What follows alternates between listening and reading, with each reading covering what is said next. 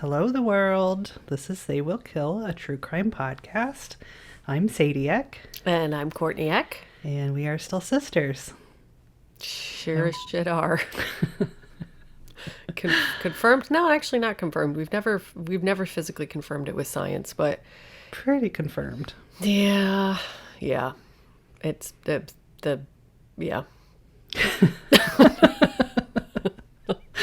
It's Courtney's night. Yep. And I don't know what you're going to tell us about. Well, tonight I'm going to tell you a pretty radical story about the Chillenden murders.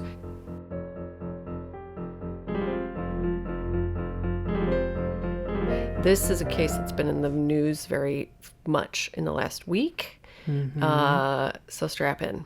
I'm ready. It's a hell of a story. So this story takes place on July 9th, 1996 in Chillenden, Kent, England. 45-year-old Lin Russell, her two daughters, 6-year-old Megan and 9-year-old Josie, were walking home through the countryside from a swimming competition with their dog Lucy. I couldn't find out much about the family, unfortunately, but I do know that Lin was a prominent doctor in the area, as well as her husband, Sean, was also a doctor.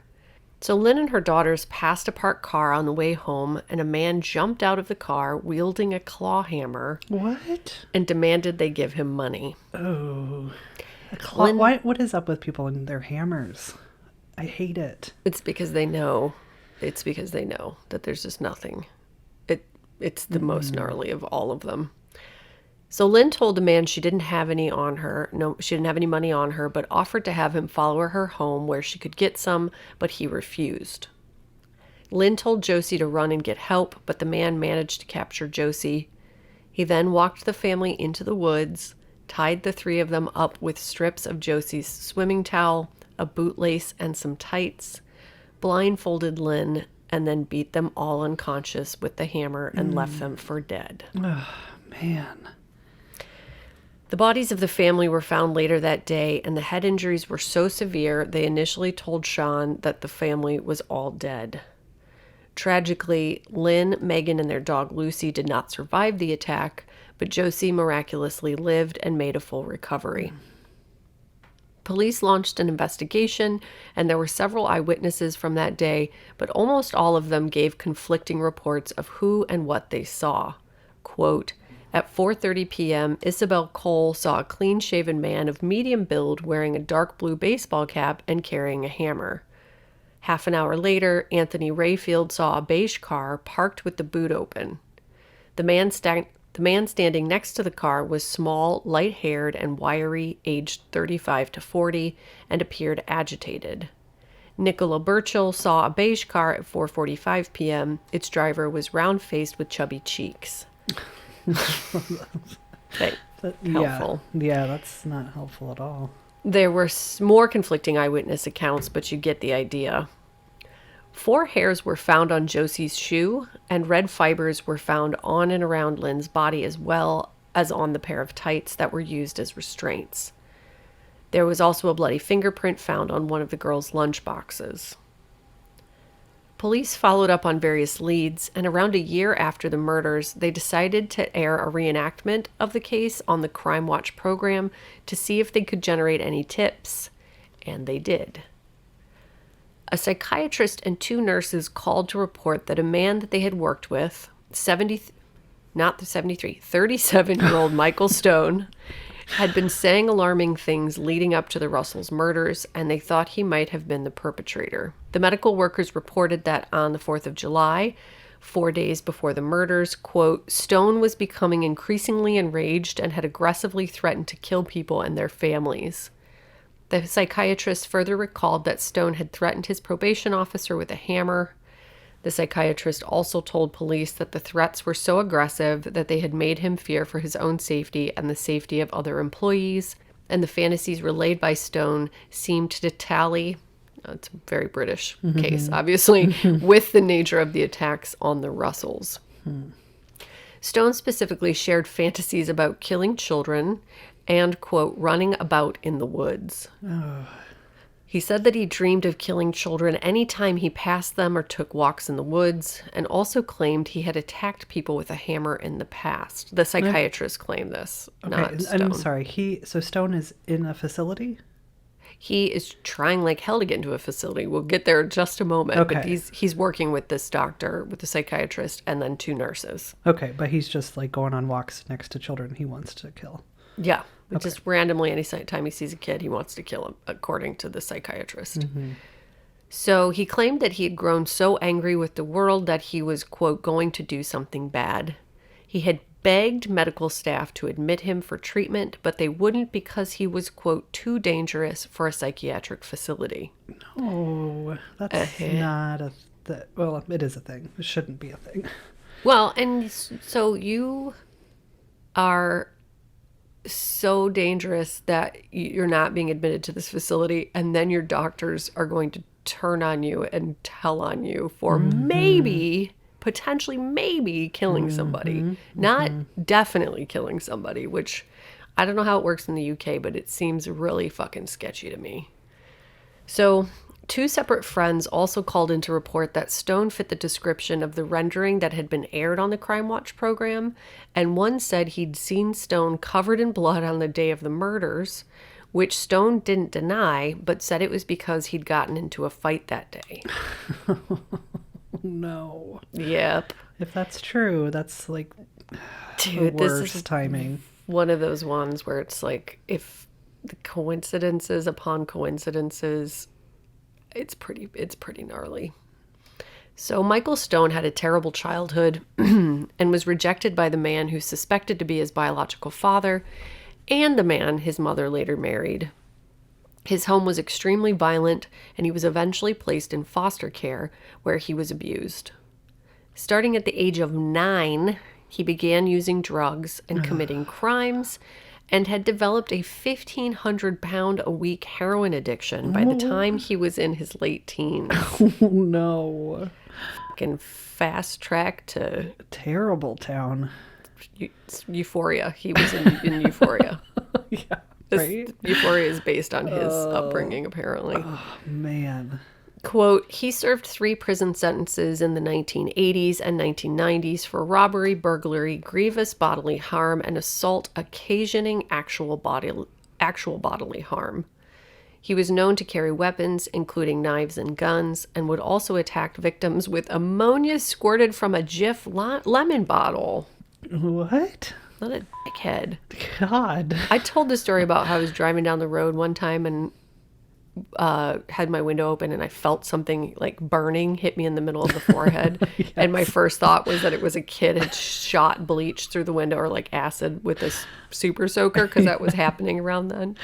Yeah, this fucking brat would shoot people with ammonia out of a lemon bottle. Wow. Well, you need to tell the people that it wasn't bleach. That it was a bee. I got stung by a bee in the middle of the forehead. It flew through my window, stung me in the fucking forehead at 50 miles per hour. Mm-hmm. I don't recommend it. Keep your windows up. That's what air conditioning is for. Right. And I'm sorry, we're not talking about Stone still. Yes, we are talking about Stone. So Stone is doing all of these things. Yes, he is not a good person. No. Okay. He's a very, very troubled and dangerous person. So this is all the stuff that he did leading up to his doctors going. Correct. Okay. Yes. I just wanted to make sure we didn't somehow switch to a different person. Okay. No. Good. Yeah. There are multiple characters in the story, so feel free to stop me at any time. Okay. He became a figure in the criminal underworld of the Medway towns of Kent as well. He attacked a man with a hammer during a robbery, spent 10 years in prison for armed robberies, attacked a police officer and nearly blinded him, was extremely abusive to romantic partners, and suffered blackouts while he was abusing them. He was in and out of treatment for drug addiction and severe mental illness his entire adult life, and had a hard time being treated with medication because of the effects of his heroin addiction. And he's 37. 37. He put in some work. After being a bad guy. Yeah, that's like a bad thing every day. Multiple bad things every day of his life. Yeah, he had spent 10 years in prison by the time he was 37. And did all of those other awful things. Oh yeah, beat the shit out of all his girlfriend. He's a terrible, terrible human being. He had it rough. And then he roughed other people up as a result. He was also a suspect in the murder of a man that occurred when Stone was just 16 years old. Jesus. Police questioned Stone, who had no alibi for the day of the murders because it had been a year. Because remember, they did this crime show a year later. And he had taken too many drugs to be able to remember anything. Valid. That is valid. Mm-hmm.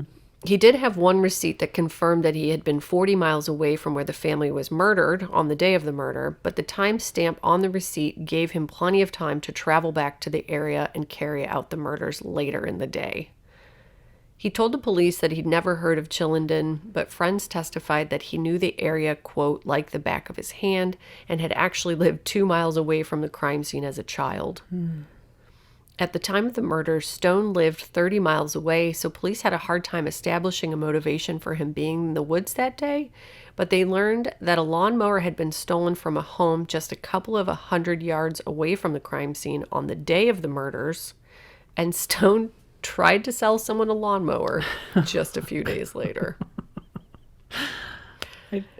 Whether or not it was the same make and model, I don't know, but again... God, coincidence. Bad timing, bad luck bear. Stone was also known to have carried a hammer around in his car. And he attacked somebody with a hammer previously as well. I mean, I guess if you live in the UK, your weapons of choice are limited. And so a hammer puts you further away from your victim, I guess, than a knife. Like you have a little bit more range to potentially make contact, you know? You can do like a bat or a rugby. No, what do they play? Cricket? Mallet? Yeah, cricket mallet. Ugh. Let's not give them any ideas. No, let's list every murder weapon. You could use a vase. You could use a tire iron, guys. So most eyewitnesses said that they saw a beige car in the area at the time of the murders, but Stone owned a white Toyota at the time. Josie Russell, the surviving victim, was not able to remember what her attacker looked like, but reported that he had been driving a red car. He also, I guess Stone also said that he had a red car at the time, but he didn't. He had a white car. This case is fucking messy. It's very messy. Clearly. Yeah. None of the DNA found at the scene matched Stone's or any known persons. Quote, the day after the attack, friends noticed that Stone's clothing was bloodstained and that he refused to enter their home as usual.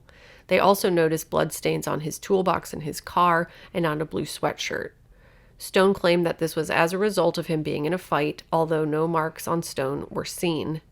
Shortly after this journey, the friends alleged, Stone removed the bloodstained items from his car and changed his clothes. He later told police that he burned all of his clothes. I saw an article that said he told them he had burned them because he got too fat. I mean, who hasn't wanted to do that sometimes? Yeah. I'm light him on fire. Get rid of any evidence of me ever being that size. Those days are over. Oh. So a man named Damian Daly testified that Stone had confessed to the murders as they chatted. Oh, this is an inmate. As they chatted through a heating pipe between their cells. Daly's testimony only included details of the crime that had been reported in the media. Also, if you're chatting through a heating tube, it's like the ultimate telephone game, right? So right. Stone was like, I like jam and toast. And he's like, he just said he killed someone with a hammer. You know, like, right. So how did you communicate this information? Through a tube in a wall. Oh, great. Right. Super credible. Well, he had a soup can and a piece of string, and I had a soup can. Exactly. I heard everything. So 2 other inmates also testified that he had, quote, suggested to them that he had been involved in the murders. Stone also tried to commit suicide twice in prison around the time that he allegedly confessed to Daly. So based almost entirely on Daly's testimony, as all of the other evidence was completely circumstantial, Michael Stone was found guilty of the murders and sentenced to life with the possibility of parole after 25 years. Wow. I know. So, 24 hours after the trial concluded, one of the men who testified that Stone had admitted some involvement in the murders, one of the inmates, admitted to lying and recanted his testimony 24 hours after the trial ended. What? Like, come on. Well, and that's not it. Quote, it was also found that the second prisoner who gave evidence, Mark Jennings, had been paid £5,000 by the Sun newspaper and promised a further £10,000 before he gave his evidence. No. So his statement was deemed unreliable. Ugh. You guys, was the UK just a total cluster? Your judicial system back then? Like, the US is no good, but this is like messy. Messy. Yeah. No, that's not how this is supposed to work. No, newspaper bribing other inmates to like make up stories and frame people for murder. Come on. Stone was granted a new trial, and I'm not saying that's what they did. I don't know what their conversation was, but it led to a man going to prison for murder. Right. Stone was granted a new trial as a result, but was again found guilty of the murders. Stone has maintained his innocence since his conviction, and his sister has supported him in speaking out on his behalf ever since. What year is behalf. this? I just said behalf. Behalf. The murders happened in 1996, and I think he went to prison in soon after, like a couple years after. So they both claimed that his history of violence and mental health issues were used against him to pin the horrendous crime on him without any hard evidence to support his involvement. I mean, he is not a good dude, you know. It's be really hard to have somebody like him on the stand. We've covered a lot of cases like this, and it's like, even if you didn't do this crime, you probably don't belong in the general population, but still there are rules, and also somebody else is out there who actually committed this horrifying crime, and it's messy. Right. This case is just messy. So fast forward to 1 week ago, current time, 1 week ago, and there has been a major upset in the case as convicted serial killer Levi Bellfield sent his lawyer a 4-page written confession claiming he was the one who killed Lin and Megan Russell and left Josie for dead. Dun dun dun! Levi Bellfield grew up in a council estate in London, and he and his 4 siblings were raised by their mother after his father died of leukemia.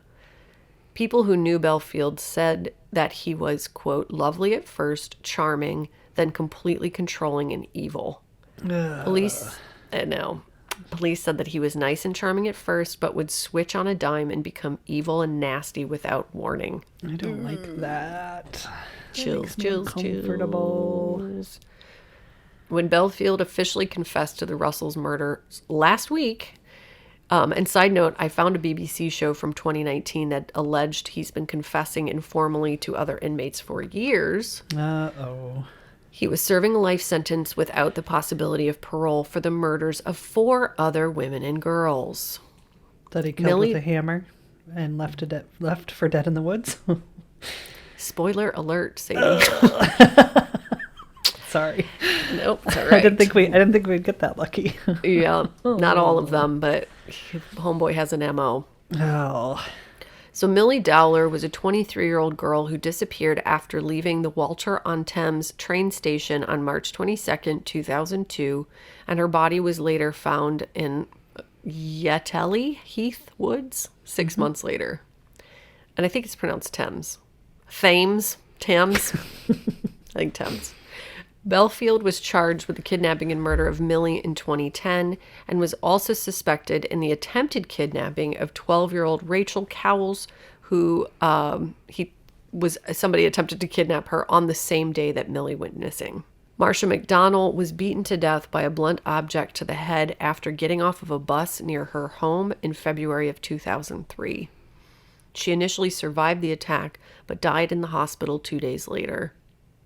Bellfield sold his car less than a week later for a third of what he'd paid for it just a few months earlier. So he bought it for £6,000, and then 5 months later he sold it for like £1,000. Yeah, that's not suspicious. Nope. In 2004, Katie Sheedy was run over and left for dead, but survived and later testified that she had been hit by a, quote, white people carrier with blacked out windows and a broken wing mirror. Bellfield was later found to have owned at the time of the attack a Toyota Previa with blacked out windows and a broken wing mirror. On August 19, 2004, 22-year-old student Amélie Delagrange was visiting the UK from France and was found with a severe head injury in Twickenham Green and died that night in the hospital. Police quickly linked her murder with the murder of Marcia McDonald, and Bellfield reportedly confessed to the murder after he was arrested. Bellfield was also charged with the kidnapping of 17-year-old Anna Marie Rennie after she identified him in a video lineup, as well as the attempted murder of 39-year-old Irma de Groschi. In 2008, Bellfield was found guilty of the abductions and murders of McDonald and Delagrange, as well as the attempted murder of Sheedy, and in 2010, he was found guilty of Dowler's abduction and murder. He was given many. And there's so many more. There's so many more. Yeah. Those are just the confirmed ones. He was given 2 life sentences with, quote, whole life orders for his crimes. I'm assuming that means without the possibility of parole. I don't know if that's a thing in the UK, but anyway, it's not good. Mm-hmm. In January of 2016, Surrey police claimed Bellfield fully confessed to the abduction, rape, and murder of Dowler, which Bellfield later denied, but the police stand by the confession.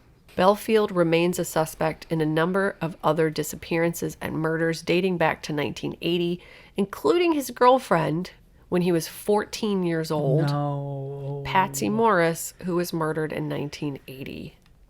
Seems pretty likely. Pretty fucking likely. Jeez, speaking of busy, what in the heck? What in the absolute heck? Like, what was going on in the London area in the I think a lot was going on. Everywhere, yes. Yes, yeah. It's not a good time to be a person, a human being. It's pretty hard. So Bellfield started confessing to the Russells' murders years ago, and the first inmate who came forward said that Bellfield said it made him feel, quote, free to confess his secret to someone else. Over a series of several conversations, Bellfield went into graphic detail of the murders and drew a map of the scene for the inmate. According to the BBC, the confession contained details that very few people would have known about, so seemed fairly credible.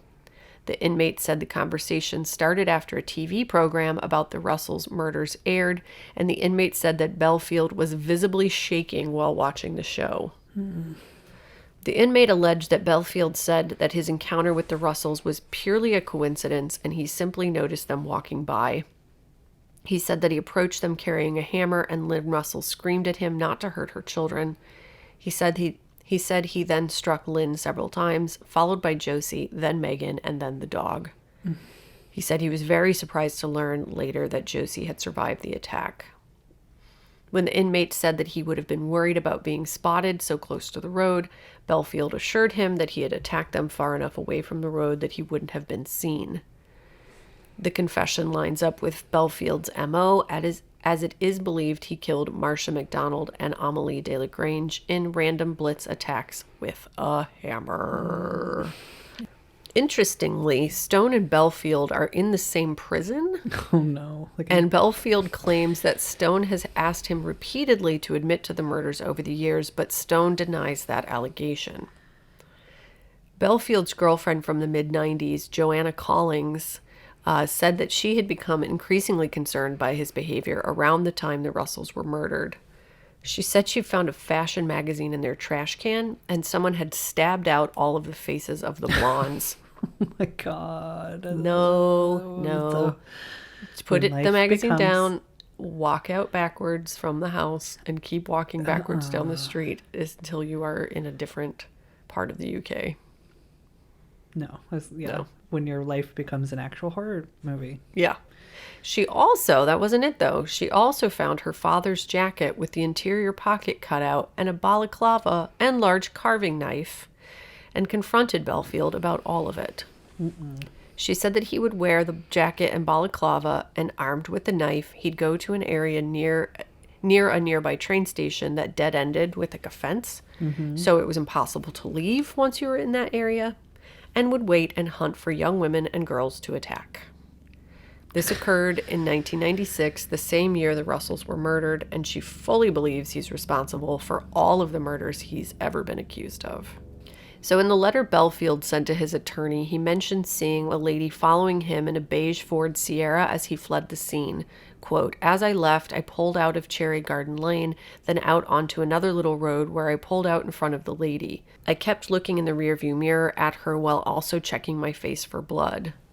He said he was wearing a, quote, "pair of marigold washing up gloves and originally just intended to kill Lin, but then killed Megan and wounded Josie after they started screaming." He also claims he threw the hammer he used to kill them into the Thames near Walton, Surrey. 2 days ago, 2 witnesses came forward to report that they had seen Bellfield on or leaving the scene of the murders, and one of them had actually picked him out of a virtual identification parade 2 years ago. So, I'm sorry, let's take a pause real quick. yes. Virtual identification I just put it in there parade. because I don't know what that means, but it was a lineup of some kind, No, either I'm sure, photo, but- video, yes. They call it a parade? Yeah, gonna have some fun with it. We're dealing with a serial murder of a family, a random blitz murder with a hammer in broad man. daylight in the countryside. Let's call it a parade.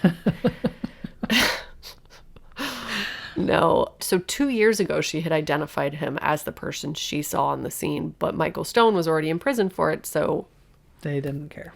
yeah. No, yeah. No, but 2 days ago, as in like Saturday or whatever, whatever day it is, yeah, they came forward again and were like, "Hey, remember when I said he was the one I saw there? Ta-da!" Did the two look anything alike? Yeah, kind of. Yeah, kind of. They're both, yeah, like, you know, white British dudes with, you know, like round heads and faces. Similar ages. Yes, yeah, similar enough that from far away or like in a lineup, it would be hard to tell who was who. And Michael Stone looks way crazier. He looks scary. Like, he just makes scary faces and stuff. So I Right. would, if I had to pick between the two, Bellfield looks like a owner of a pub, and Stone looks like a murderer. So Bellfield's attorney read part of the letter in which he confessed to the press. Quote, "Something like this has never happened before. I committed a crime and another person has been arrested for it. I guess if I'm honest, it was a relief. I apologize to Stone and to the Russell family for my heinous acts. I was not well in the head during my reign of violence. I am willing to speak to the police." Bellfield's attorney also said, quote, "I genuinely think if the police visit Levi Bellfield in prison, he will make a full statement under caution, and I believe if he's charged, he'll plead guilty and the matter will be resolved."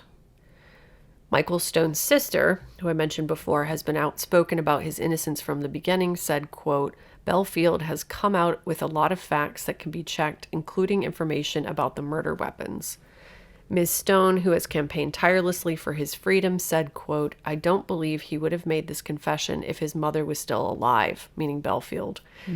This is not just Bellfield chin-wagging. Nobody is going to come out with a statement like that over such a terrible crime. I have believed Bellfield for a long time, but never thought he would have the guts to formalize a statement that could be used as evidence. It was a difficult decision on his part, I'm sure, as he may experience a lot of consequences, particularly among his fellow prisoners. He has described his movements that day in great detail, how he committed the murder, and even what he did with implements he used. My heart goes out to the Russell family, who have endured endless pain as we seek to prove Mick is innocent. I think it's in all of our interests to have this matter investigated when there is a realistic possibility it could bring closure. Bellfield has done this the right way and voluntarily. Why would he do it? I don't know. Are there other crimes that he's committed that, like, he's, what's the word, confessing to? Not that I'm aware of. okay. That's a great question, but not that I'm aware of. Yeah, maybe this one got under his skin. Like, even Yeah. though he doesn't seem to have Skin. He likes reptile scales. Yeah. Well, he has skin. He just doesn't have anything under it. It's just a bunch of bats flying around in there with some dust and screams, like empty, hollow screams. Yeah. I mean, he must, I don't know. They're old now. I don't know. I don't know why he would confess, but.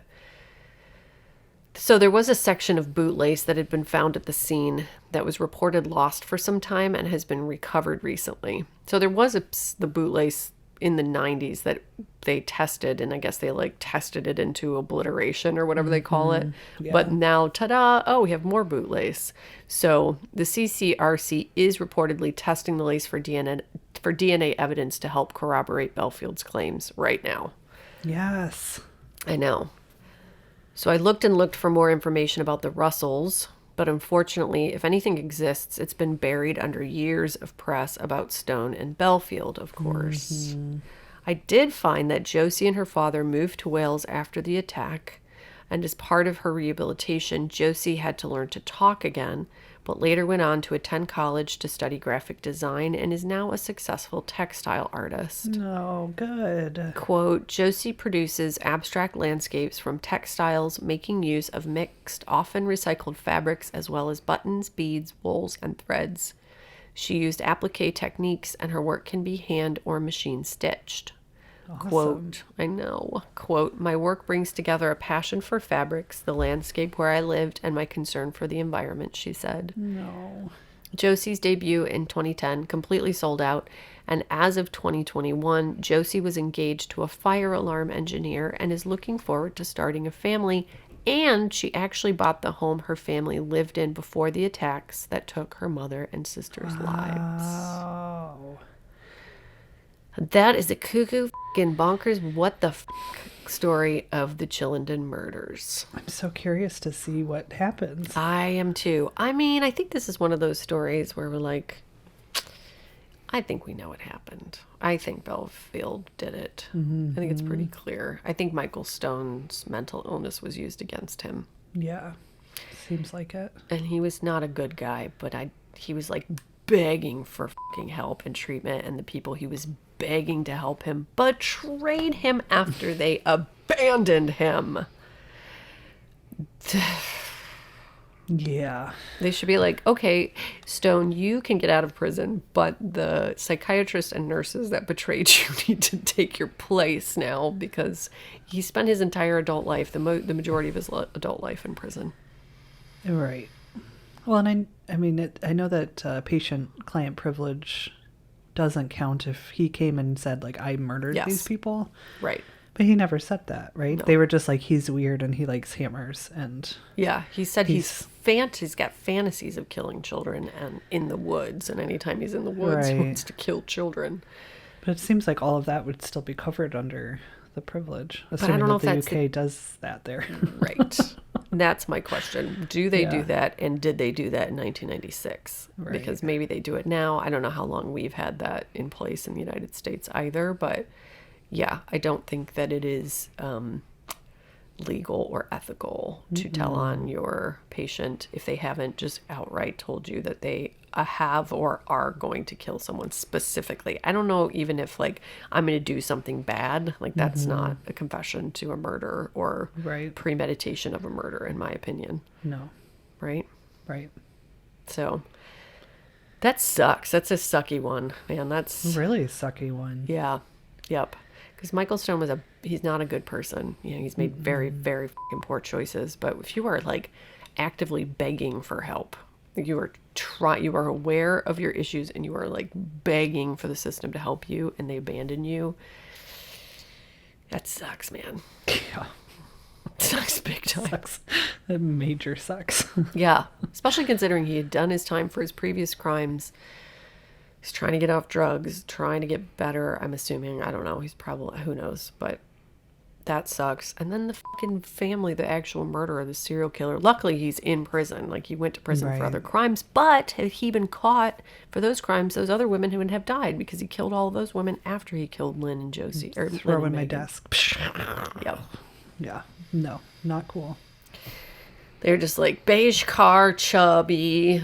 You get tube confession Well, wall, red prison car. wall, Yeah, red car, Yeah. white car. We don't really beige know. car. And he had a car. Michael Stone has a car, lawnmower conviction. Right? No, that's unbelievable. Yeah.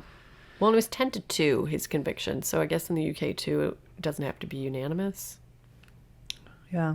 It was majority. Maybe it just has to be like super majority. I don't know how that works I either. don't know either. Tell us, guys. Tell us, Yeah.